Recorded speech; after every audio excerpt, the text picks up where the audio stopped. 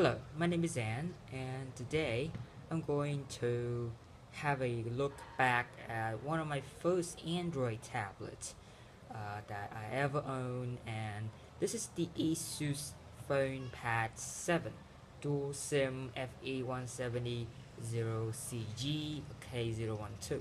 Now, this actually looked like pretty interesting tablet. It was designed for both multimedia, calling, etc. But I realized that it was probably the worst tablet decision in ever when I buy a tablet. I was so confused. I was so like naive of my choice, and yeah, I mean that was a pretty interesting tablet. But I will talk about here, and first let's look at the appearance, and it's actually held up pretty well. It got a lot of like 30s, a lot of I think it's a plastic design. You kind of see it here, and you can see very dirt, some brown. It's actually pretty interesting bag. It's polycarbonate or whatever that is. Um, and you can see we do have interesting detail like the ports, the Intel. This is actually running Intel processor here. Sonic Master button on the side, volume, but SIM tray on the right side here. The front again, we do have a cracked screen. Now this actually was pretty fatal here, not as deadly as some others, but as you can actually see it, this is I can see there's some spiderweb here. It's a big spiderweb at the middle here, and it actually the touch is still working, surprisingly, and look at the screen here is still working here. Every touch is still working fine, and just take a look at camera. The camera is cracked. You can actually see it, but it is cracked. It's going to look like I see it. You can see there's a dent in the camera, and it's made of plastic. So yeah, I mean it clearly did not hold up pretty well, but yeah, it's still usable and still working pretty good. Now the button, you see the power button, the volume button, those are actually pretty mistaken at the time when I used this device. Now I was using an iPad, and I did have this problem. Now it's actually having like a power button and volume button too close and too similar, right? They don't have any texture to make it stand out or accentuate it whatsoever. It's pretty mistaking here. And the top we have the port and a 3.5mm headphone jack. The bottom we do have the microphone. I guess you see it, the microphone right here. And we do have the SIM tray, and it has a dual SIM support, which is nice. Dual nano SIM and a micro SD card here.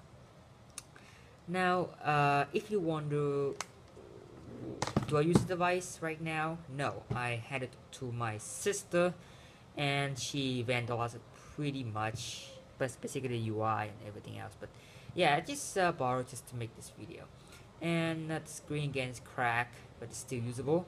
The 0.3 megapixel camera over here pretty sucked.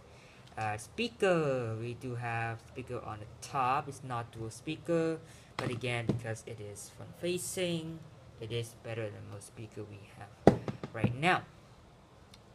Now take a look at the user interface inside the software real quick, and it doesn't change. It's going to have it. Okay, so my sister changed the wallpaper. She's a huge Korean fan, so you can see there's some boy here we don't know, but she has a lot of interesting things here. We do have the location center, same pretty standard Asus things, and UI 1.1 running on the let's say the Android 5.0. So this is a pretty old version, Android 5.0 Lollipop.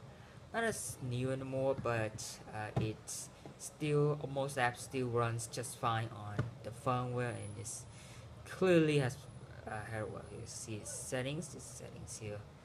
See, pretty fast and smooth, and navigating or the YouTube. Pretty delay here, very lag, and actually an old YouTube UI. Okay, that's pretty. Okay, this is not mine. This is my sister. Okay, so don't blame because I like we're Korean something. I hate them. In fact, okay, it's actually not much of an app she installed. Taking almost 2 pages, and when this was out the box, it already has a lot of them.